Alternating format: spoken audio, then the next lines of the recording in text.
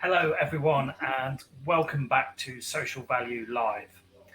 My name is Carl Brown. I'm the head of content at Assemble Media Group, and I'm chairing this session, which is all about delivering social value on construction projects. Creating social value, whether it be improving the well-being of individuals or communities, or looking after the social and physical environment, is increasingly important to clients and investors in the construction industry. But what do we mean by social value exactly? We thought we'd do a session looking at concrete examples of social value in action and the lessons the construction industry can take from them.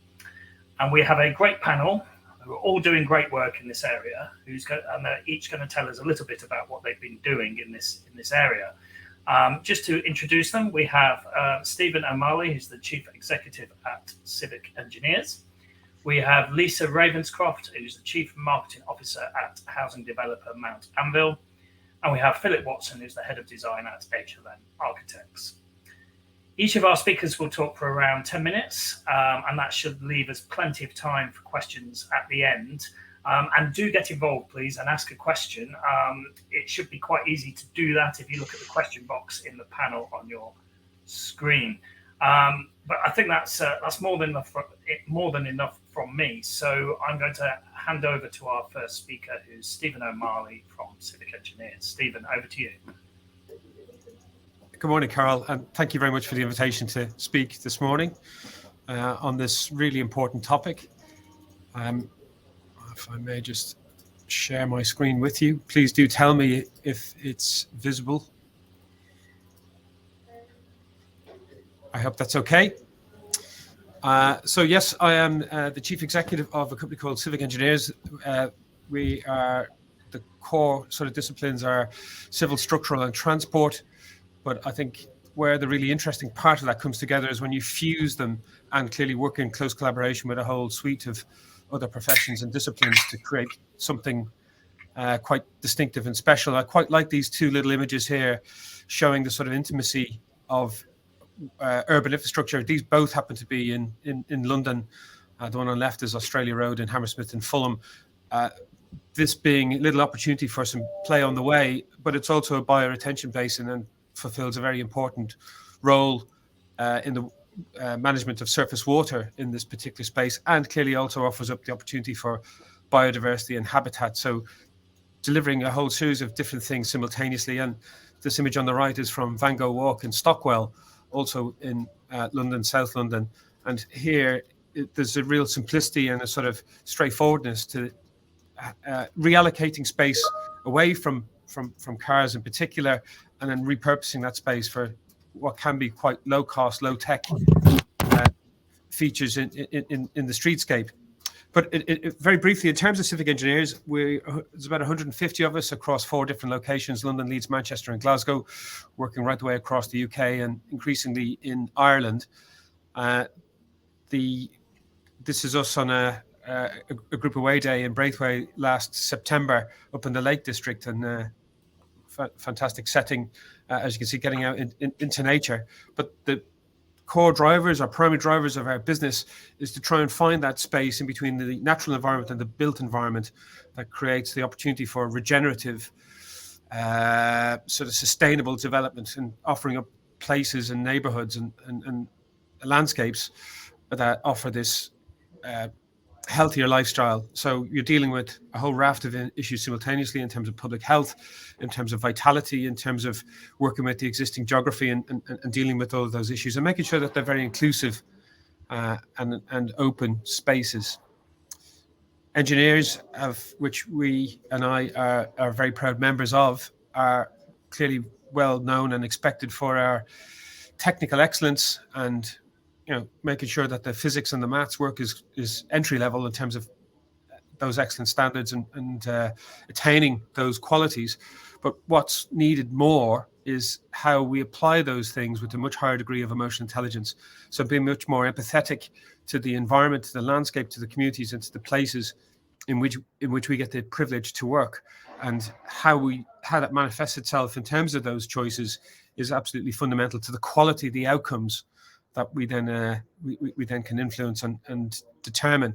I think what's really interesting is how, certainly as a a professional body, the Institution of Civil Engineers, has adopted the United Nations Sustainable Development Goals as its policy, and these criteria now becoming increasing currency when operating and talking in this space as the objectives for us as a broader society, as an industry, as a community, in trying to work collaboratively to achieve and deliver against these fairly complex goals at an international scale, and recognizing that it's a systematic approach that's needed, and how there's a high degree of interdependence across all of these different disciplines and these different objectives.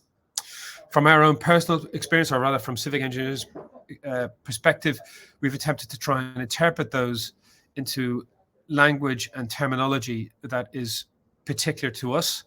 And we've spent the last, the practice is 10 years old this year. I'd say the genesis of these principles is right embedded in the DNA of the practice from its outset. But I hope and you agree that we've gotten increasingly better at articulating these, and this is the most recent iteration of those principles and how we intend to live by them. And you can see that there's some simple headlines here dealing with people, planet, and purpose. And then there's an internal and external dimension to that, which I'll elaborate on in just a moment. But then we've got 5 core principles in terms of being collaborative, helpful, passionate, ingenious, and curious as the bedrock on which all of those things are then executed and practiced.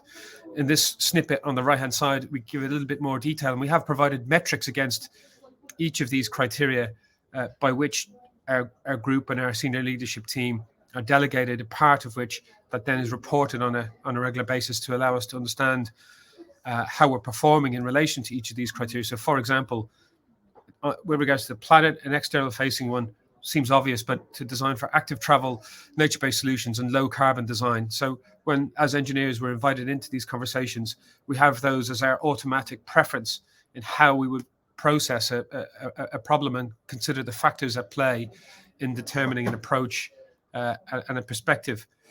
So, Carl, that's my short overview in terms of introducing the company and the practice and our modus operandi, and I'm only too happy to take some questions and elaborate on that in due course when we get a chance through the Q&A.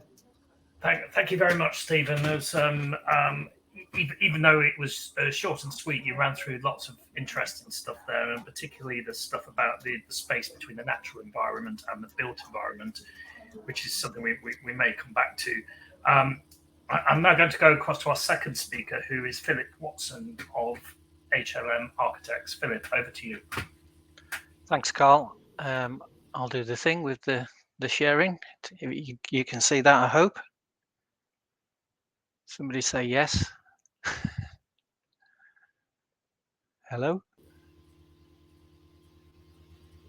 Yes, we're good.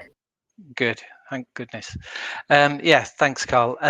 Look, measuring social value, it's a pretty new area, isn't it, for the whole design and construction community.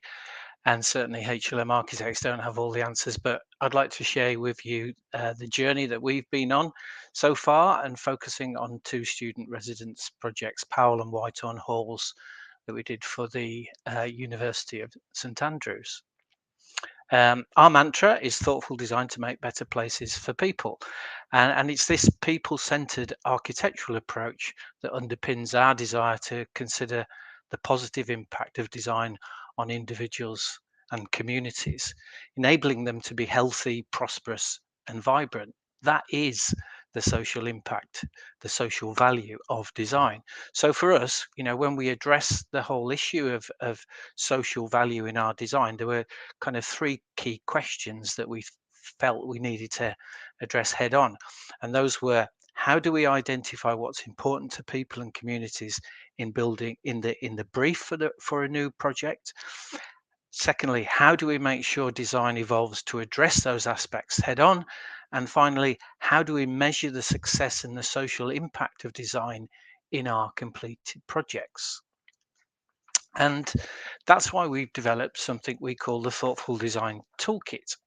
It's our attempt to embed and measure social value. So it's a suite of 3 digital tools that covers REBA stages 0 to 7. The first tool we call Insight, which we use deploy at REBA stages 0 to 2, and this focuses on ensuring builders, users, spatial and environmental and well-being preferences are very well defined in the brief, and this manifests as a questionnaire around the physical and psychological aspects of the built environment. The second tool we call Health Check and is used at REBA stages 2 to 4, and this measures the environmental success of the emerging design against the preferences that building users have expressed as we've developed the brief. And the final tool is we call Impact, which is used REBA stage 7, and this is the tool I'm going to focus on mostly today, as it addresses what I think is the most challenging part of the social value arena for designers and the whole construction industry, which is how do we measure the social impact of design. So HLM Impact is a post-occupancy evaluation tool that tests whether the brief and the design ambitions have been realized in the finished building. It's a web-based POE questionnaire, and it draws on several industry standards to create a pretty easy to use feedback platform that considers qualitative and quantitative aspects of completed projects to see where a building is and it isn't performing. And a key innovation of this tool is that it also enables a social return on investment calculation to be undertaken based on the data outputs. And that's what I'm going to take you through today. So the project ambition for, I beg your pardon, start again. We piloted this approach on this project at St Andrews, and we partnered with Hatch Regenesis. So they carried out the assessment of the social value delivered in our 2 new halls. And the aspiration was to capture the contributions made specifically by the design to the overall project. Consequently, we deliberately discounted construction impacts, economic regeneration impacts, or commercial returns on investment made by the university. So in this context, social impact refers to the impact of the project on the lives of the students living and working in these buildings. So quickly, some context about the project. The university's aim was to create a new socially driven and environmentally sustainable model for student accommodation. So it was 400 beds across 2 infill sites. And the university's ambition was to offer high quality student experience, which is responsive to individual student needs and creates communities where students can live, learn and grow. And so through deploying our tools, our engagement with the students revealed a desire for space to meet, to collaborate, learn and play, spaces that enhance their social living experience, supporting and improving academic as well as personal growth. In summary, early and extensive user engagement identified 4 key design drivers. The first was the ambience of the building should have a non-institutional, cozy but contemporary modern aesthetic. Secondly, that the bedrooms should have generous light, good views, use natural materials, and have ample space for study and storage. Thirdly, that a variety of types of shared space could be provided where people could interact. And finally, that circulation was activated and visible, not just internalized corridors on each floor, but interlinked floors to encourage more social interaction and social cohesion. So these were the key considerations that informed our design response, but was it successful? And so to the social impact study, which was undertaken over 1 year post completion, and the approach included a POE survey using HLM Impact, which was disseminated digitally to engage with a wide range of building users, both students and staff. And this was backed up by consultations and interviews with key members of the project team and the core client team. So we were able to capture this feedback in qualitative data as well as anecdotal responses.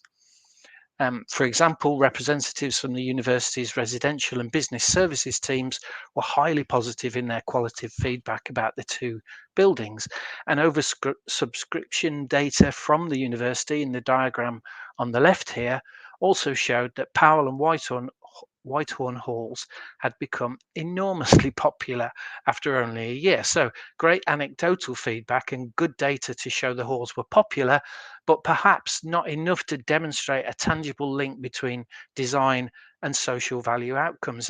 And this is why we developed our own POE tool. And it was the data outputs from this survey that were used to quantifiably analyze the success of the design. And the overall quality scores on the right indicate satisfaction levels for the buildings. And thankfully, these were very positive overall. The post-occupancy questionnaire asked individuals about the quality of different aspects of the building and how the environment impacted their sense of well-being, their productivity, and the quality of life they had. And this data was then used to capture social impact. So while typically more intangible than economic impact, social impact can be quantified using well-being valuation approaches. And the approach we adopted uses the Housing Association Charitable Trust community investment values from the Social Value Bank to help determine well-being values for the outcome of a project. So how did this methodology work? So social return on investment, it's a monetarized metric that represents the value accruing to the students residing in the accommodation as a result of the social outcomes they experience. In this instance, focusing on the impact due to the design of the halls. There are five steps in this calculation methodology, and honestly, it's more complex to describe than to do, but I'll try. Here we go from the top. Step 1. The average social impact scores from the post-occupancy evaluation survey were multiplied by the total number of students. Step 2. This is then multiplied by the social value bank proxy, in this case based on the average amount of time spent in the building by the residents. That's step 3. And this generates a monetarized figure for the impact that's generated. Top left, right, sorry. And then step 4, this figure is then adjusted for dead weight. In other words, what would have been the achieved value anyway, regardless of any design interventions, and using the measure advised in the Social Value Bank guidance. And finally, in step 5, that would be adjusted for attribution. In other words, how much of the outcome is attributed to the building design rather than other factors. We then get a final social return on investment figure. And the outcome is that the social return on investment assessment suggested that as a result of the design of the buildings, a total of 1.18 million of social value is generated for the students living there each year.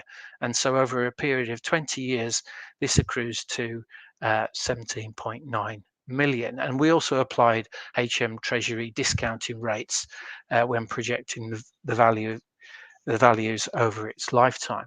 So the social impact study has shown that it is possible to maximize and measure the social value of design. It requires a focus of people on their needs in the built environment, not just in gathering the brief, but in testing the emerging design against the brief too. And it demonstrates the potential of using POE approaches to measure and even monetize social value, drawing on well-established well-being valuation techniques and proxies. And bringing that back to our thoughtful design toolkit, perhaps the most valuable output of the POE impact tool is that it provides feedback into the early stage of the next project to refine the brief. And this all creates a sort of virtuous circle of data that ultimately improves social value outcomes. Powell and Whitehorn Halls won Regional RICS Social Impact Award, I'm happy to say. And I think one last slide, it's worth saying that it was also featured in the Social Value Task Force publication, Maximising Social Value in Design, which is well worth reading and has lots of great examples of design, construction, impacting on social value. Thank you very much.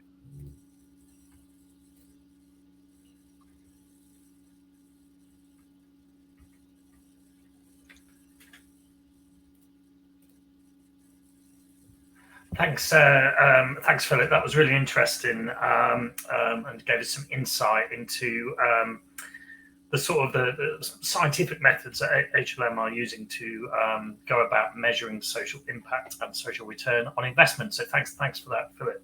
I'm now going to go to Lisa Ravenscroft, who's from the house builder Mount Anvil. Lisa, over to you.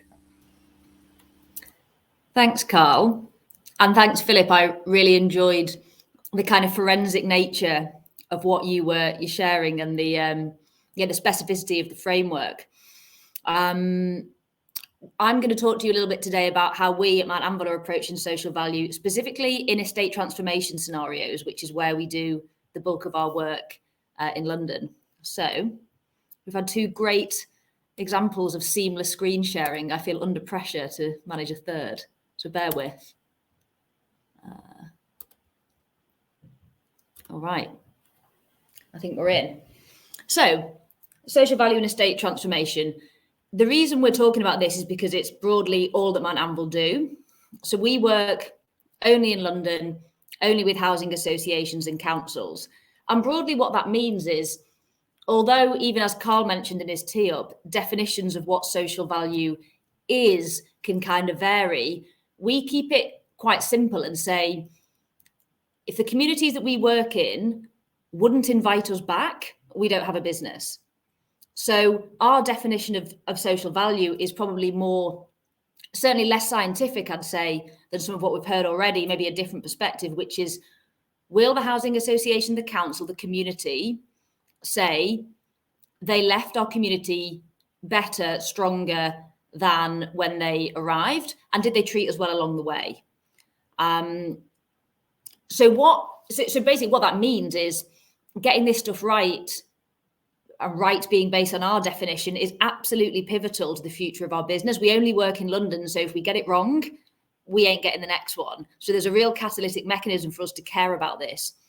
And what that meant is that in the last year or so, we've tried to take a real step back and say, okay, every estate transformation is different. Every project that we do is different. What are the things that make sense to do across the board, across the piece? And what are the things that make sense to do on a hyper-local, hyper-specific basis when it comes to social value? And we've developed this framework that we now use for all of our projects, and then a set of principles about how we do the hyper-local stuff that makes it real for the different scenarios. So we've got a macro and a micro perspective that I'd love to share with you today. So broadly, at the macro perspective, what we said was, this really matters to us. We shouldn't be marking our own homework. So we went out and we looked across person, place, and planet. And everybody loves a good 3 Ps or 4 Ps or 2 Ps when it comes to talking about social value and community, but they're ours. And we said, who are the credible experts out there that can help us pursue better differently, which is our business mission, but crucially help us hold ourselves to account. We cannot navel gaze here. We cannot mark our own homework. We want and we welcome the scrutiny of experts. So what we've ended up with is a framework at a business level of partnerships with Royal Botanic Gardens Kew, who assess and evaluate and challenge us when it comes to biodiversity. They effectively design the green spaces for our schemes now, which is radical. It's been a real departure from using landscape architects. And as part of that, we've put in place a biodiversity blueprint that we're making available to anyone that's interested. It's very repeatable. So if you'd like a copy of that, give us a shout. We're also working with the Planet Mark. So we have independent evaluation of our carbon reduction effort year to year to year. And then very relevant to the rubric of this whole event, we're working with HACT to help us get a global return on investment metric for all of our social value initiatives. Ultimately, we want to be able to generate a pound number, and we want to challenge ourselves to really distinguish between of the different initiatives that we could do, where is the return on investment using the HACT toolkit, but then crucially, what is the sentimental return that the community gets to? So I want to make that distinction between we're using HACT's toolkit and we find the robustness of that very, very helpful to help us work out how to allocate effort. But then we really, really care what the residents say and think, and we're fine with that being less scientific. So lasting partnerships is what we care about. We're using Hue, Planet Mark and HACT to mark our homework across all of our projects. And then on every project, we want to make small local friends. So we don't think that community engagement can be done from a kind of cookie cutter place. So we put the effort in to look at who is relevant for the specific scheme that we're talking about. And this is us, this is where we work. These are our live schemes. But the one I want to talk to you about today is the one highlighted in green there, which is the Barnsbury estate in Islington. And as I talked about, this is ultimately, we've got HACT measurement, we've got Royal Botanic Gardens Q, we've got Planet Mark, we're linked to the UN Sustainability Development Goals, but this sort of feedback is really what we care about. So we want to have all that framework, and we want to have community members like this person who lives in Barnsbury praising our straightforwardness and lack of bullshit. We want to be refreshing. This to me is a better lead indicator for, are we generating the social value that we've promised, or are we going to be invited back into the community? So the macro and the micro. So at the Barnsbury estate, which is 900 homes, it's in Islington, and we started on site very recently. We've got the small local friends funding part. So that's the example of who are the people in the local area that we want to work with? How do we hyper-localize the efforts that we're making? And crucially, how do we ask the community who should be receiving that funding? We've got our broader kind of brand level stuff, like our Makers and Mentors program, which is something that, again, we offer across all of our projects. This is how we run apprenticeships and work experience, and the core kind of construction components of making sure that while the project is happening, we're generating great skills and employment outcomes in the local area.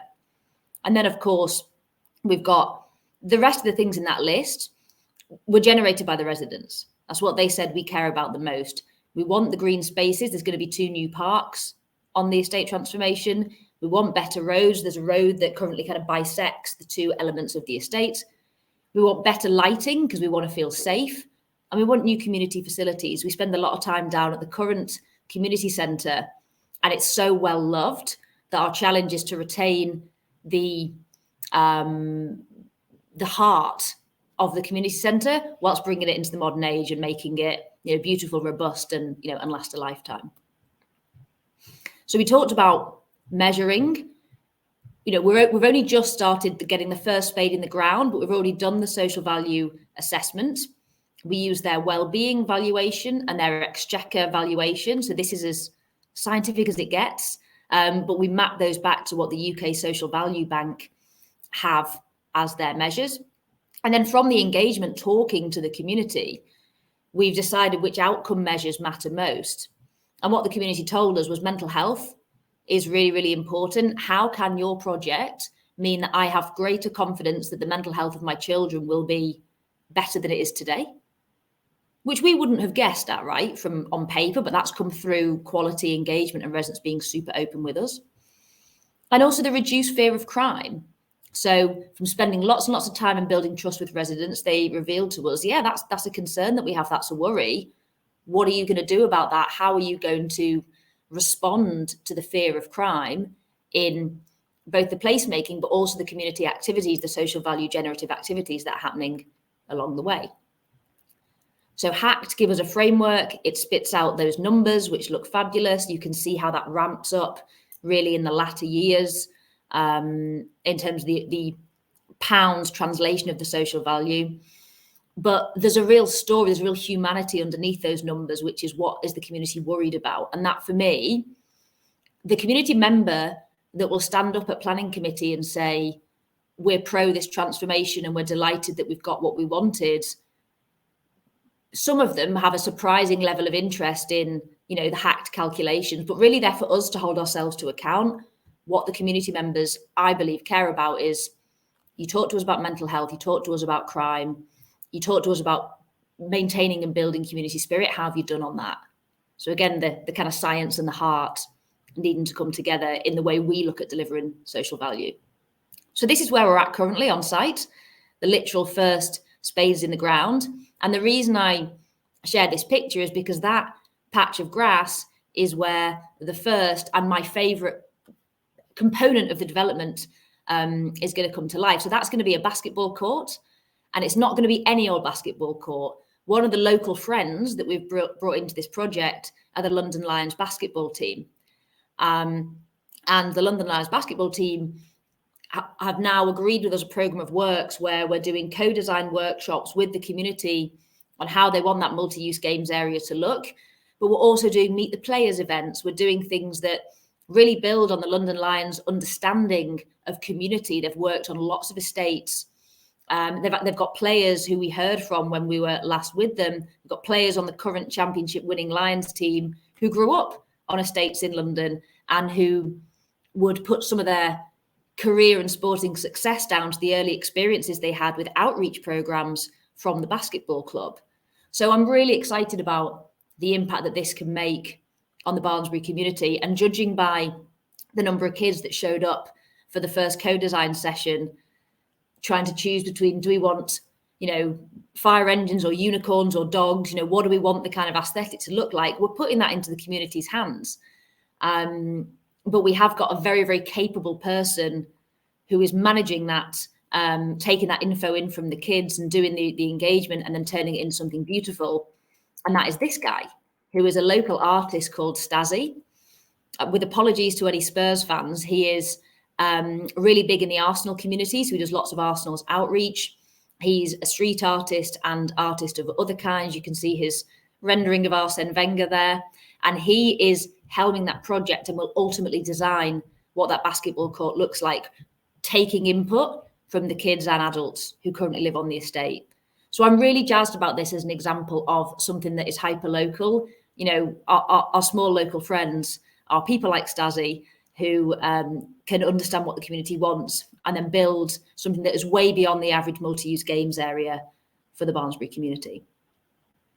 And I mentioned Kew Gardens as another partner of ours at a kind of brand level. What we're doing with Kew is not only will they be designing the parks and the green spaces in line with their biodiversity blueprint, which is a whole new a kind of pioneering measurement of pollinator activity, but we're also leaning on their really impressive, actually, social value machine, if you like.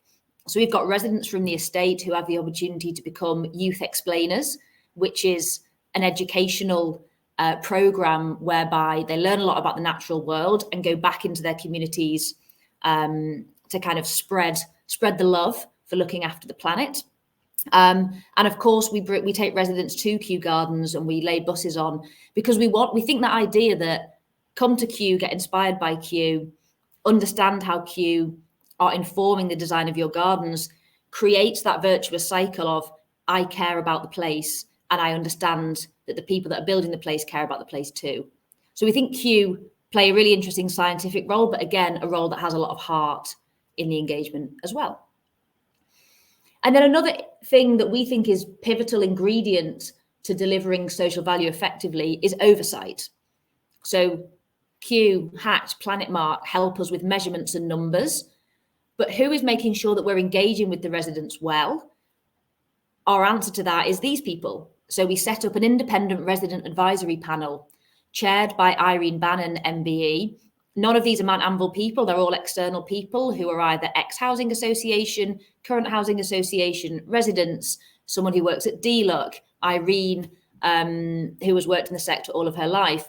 They come in and their task is to talk to residents and say, how are Mount Anvil doing? Are they listening to you? So we're really excited about this as well. It's a relatively recent thing. 6 experts in resident engagement. They all have slightly different lenses on things. They will scrutinise the plans, but crucially, they will tell us they will take the temperature independently of whether the community believes we're delivering on our social value promises. So this is new, and I think it's highly effective at holding us to account. And if this is narrative, this is anecdotal, we also want to back it up with data. So we will be tracking approval ratings of ballots. We're tracking net promoter score. Would you recommend that Mount Anvil come back to your community?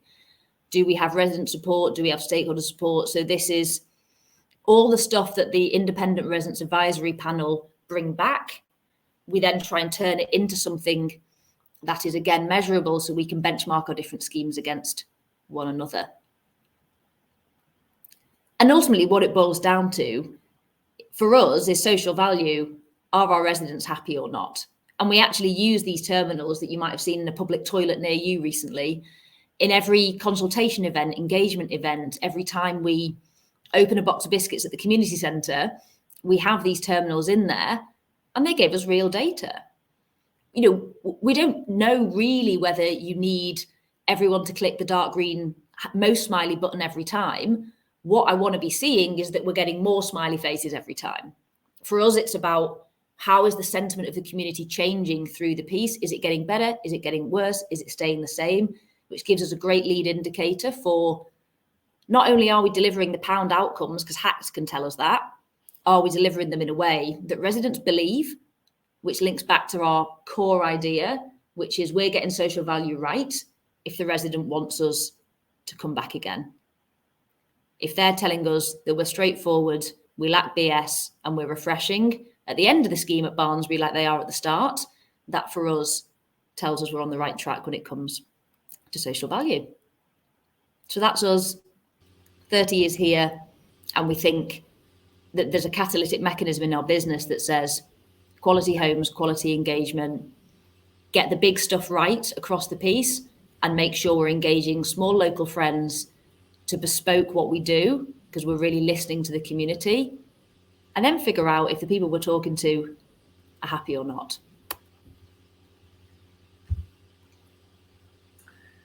Oh, thanks, Lisa. That was fantastic. There was lots of stuff there about resident engagement, London Lions basketball, inspirational Kew Gardens, and hyperlocal benefits, and a lot more. So that was great.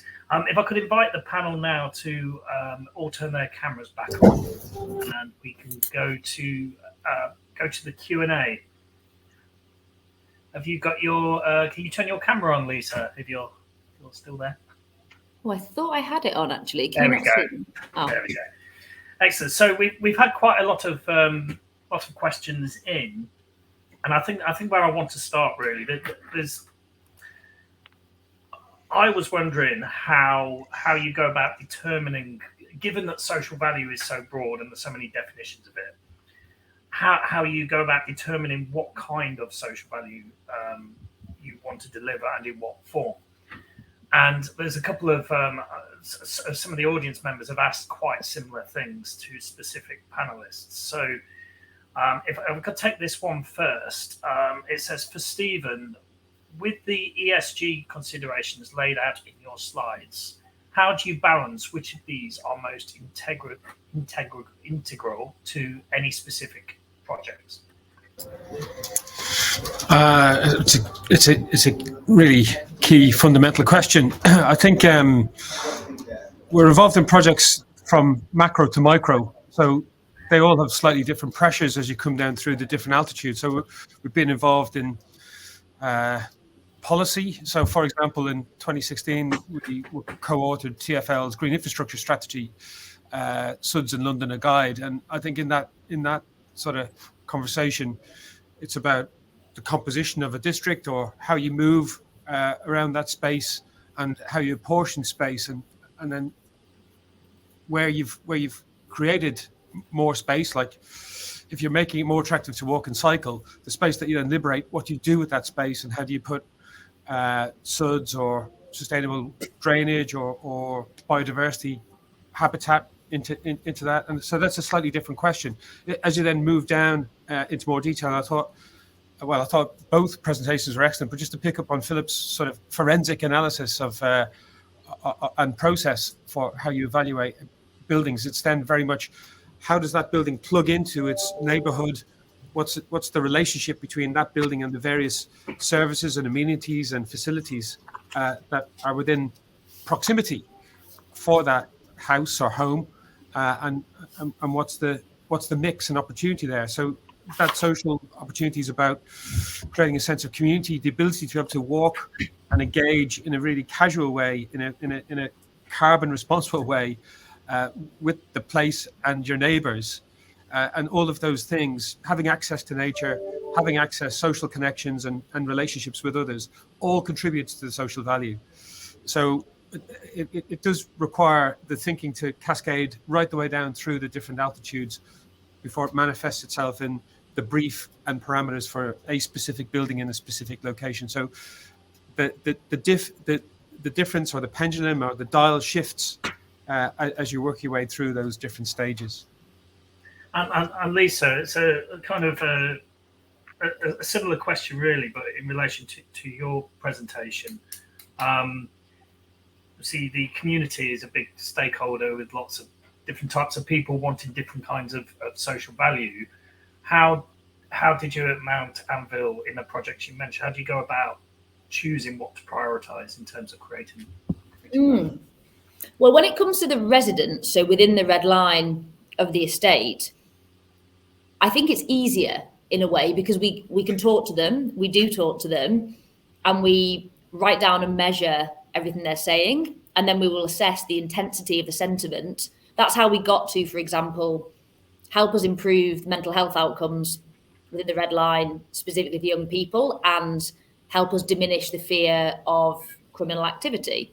They were generated by the community in consultation. So we ask them, is the first one. But then, of course, outside the red line, in the wider neighbourhood, that's really about talking to, understanding what the borough needs. So a core part of the social value we generate, not to be super reductive about it, is we help the borough reduce the housing waiting list by making sure that we're over providing, or we're providing, our fair share of affordable homes. And then what else is important in the borough?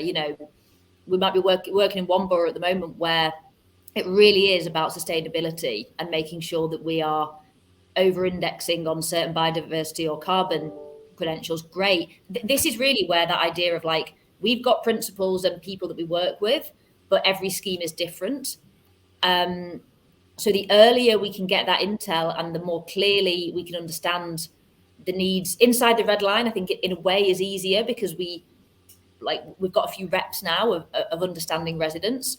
Outside the red line, there are more competing stakeholders, probably, like the neighbourhood, the politicians, the NIMBYs, right? Sometimes what the community wants is the transformation not to be happening.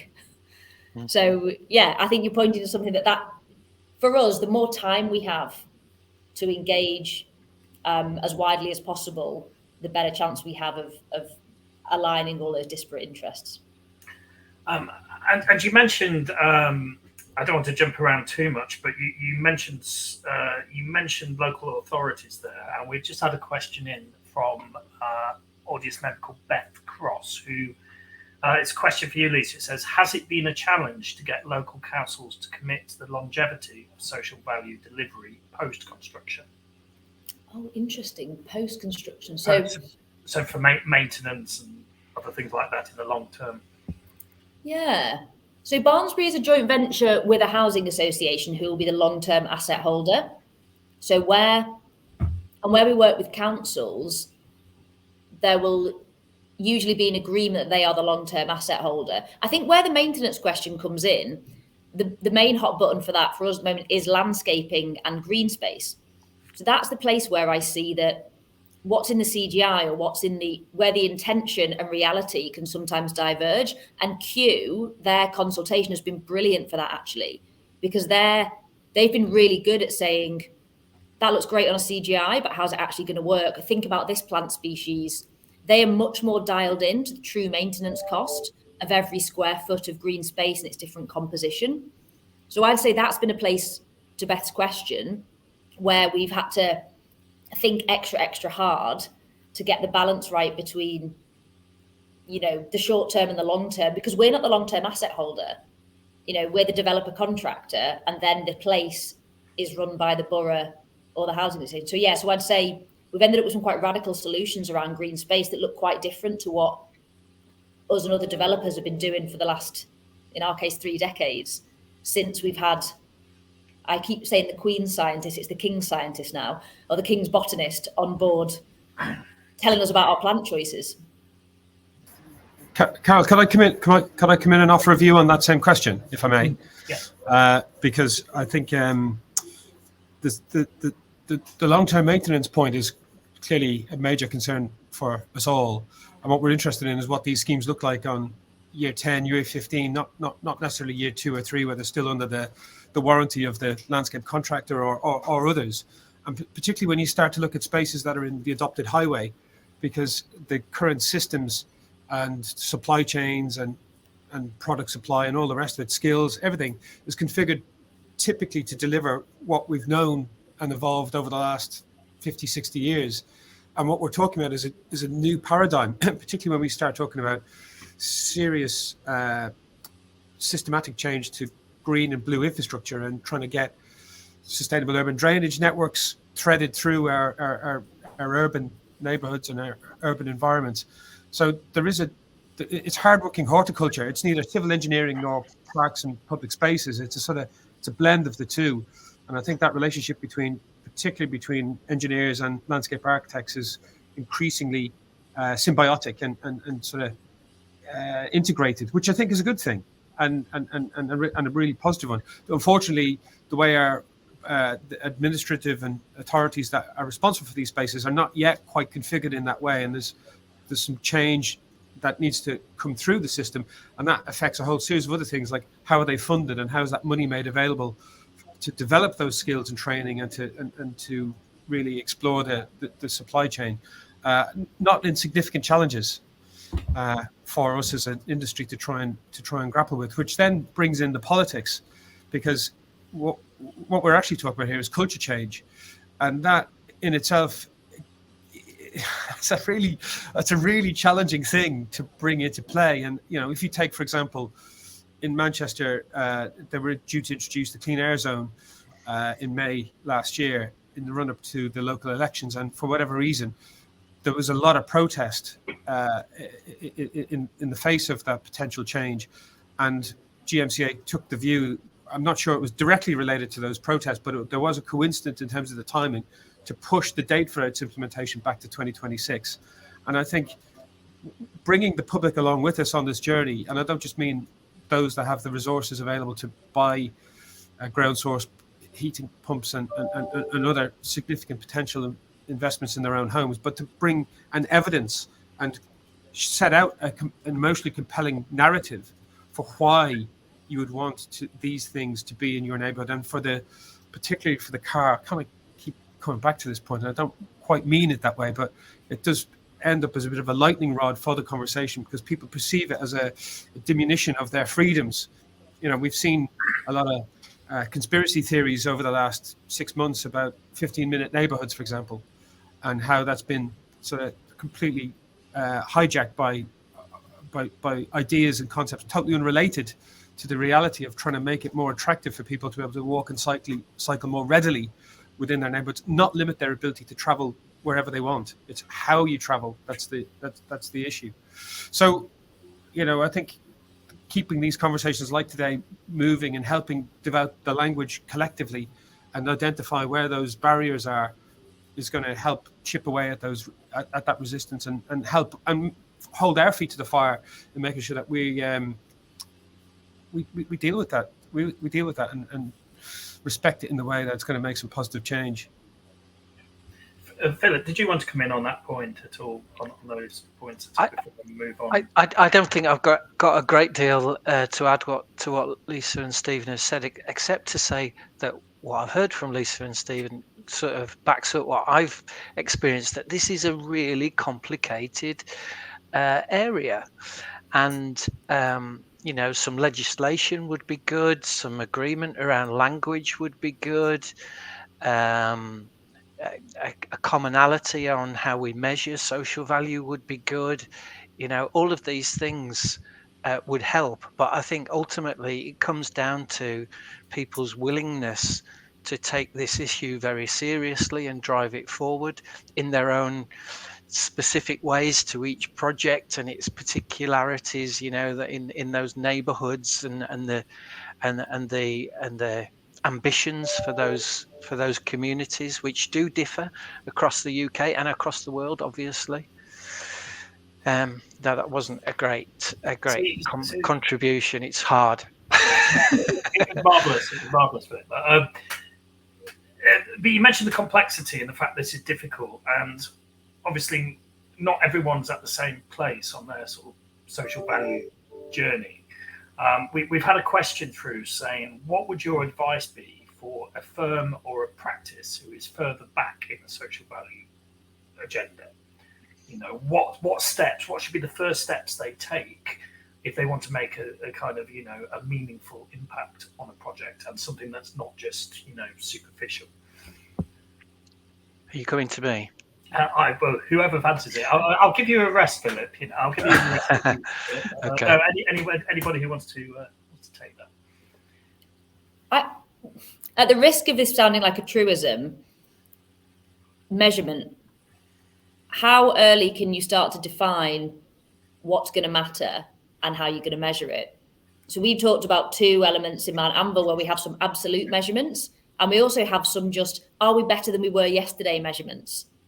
And the are we better than we were yesterday is sometimes an easier place to start.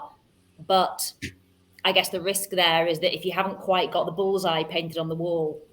So I would say invest lots and lots of time up front in saying what matters, what aligns with what my customers pay for. Ultimately, that's the first place I start when we're talking about anything in the business around, we could go here or here. The only sustainable way of doing that is lining it up with with your value chain. So that's where we started, and that's probably where I'd start. So you have to measure everything in order to be able to tell where you can create the most.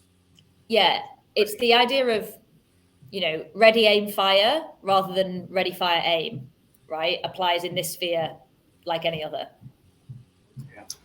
If I could augment Lisa's points there, if I may, which I wholeheartedly agree with. I think the starting point is always to develop a shared vision and build consensus around that vision. So when you arrive into a place, you bring with you, as a practice, as an individual, as an expert in your field, you bring all of that experience and knowledge with you. But clearly, that's only a small part of the overall conversation, and it's then listening to the community or the other stakeholders to develop in a really consensual way. And I don't mean a compromised way, but one where you have open, frank, candid debate about the relative merits of a particular direction. And then that's underpinned with the strategic clarity and the data that both Lisa and Philip have been really, really clear in articulating. Because in identifying that vision, bringing in all of the information and the data and the research and the evidence to support it is the best way to sort of maintain the trajectory or the propulsion that you've managed to get to stick with the integrity of the idea. Because there's so many people, and I, for good and for bad, I'm not saying that everybody's bad actor in this space, but there's so many different pressures that people and organizations have got to contend with. If you haven't made the case strongly enough and bound them in, and they have ownership of that same idea, it's never going to get delivered with the integrity that you might hope. Yeah, I can agree with that, Stephen. And I think my advice, coming back to the question, what would a company who are kind of further back on this journey do? I think the first thing they need to do is consider their own corporate social responsibility, to put it in that parlance, CSR. And what are they pledging? What are their ambitions as a business in this space? What's important to them?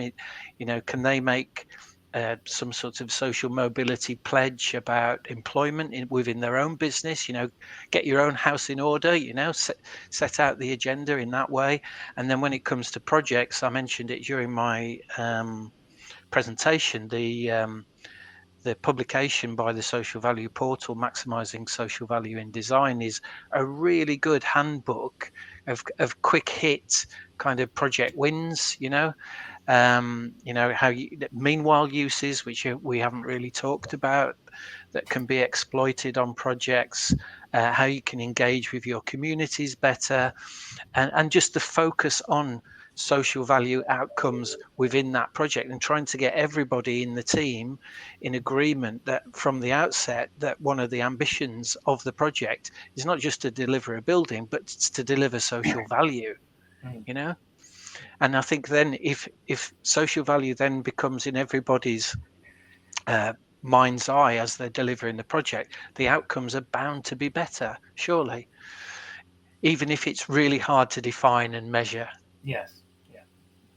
We've been talking a lot about, almost from the, I suppose, really from the client side of it in terms of driving social value. We had a question from the audience asking, are there ways for the supply chain to drive the agenda forward as well? And I just wondered what your thoughts are on that. Have you seen examples, for instance, of suppliers kind of adding to and creating social value? What I would say is, if we want that to happen, think about the point at which, as the client, your leverage is highest with the supplier to ask them to do difficult things. So our Makers and Mentors program that I briefly alluded to, which is the thing through which we run what would ordinarily be a Section 106 commitment, so how many apprentices on site, et cetera, we find, again, engage really early with the supply chain and say, this is what the Section 106 requires, but this is really where we want to be.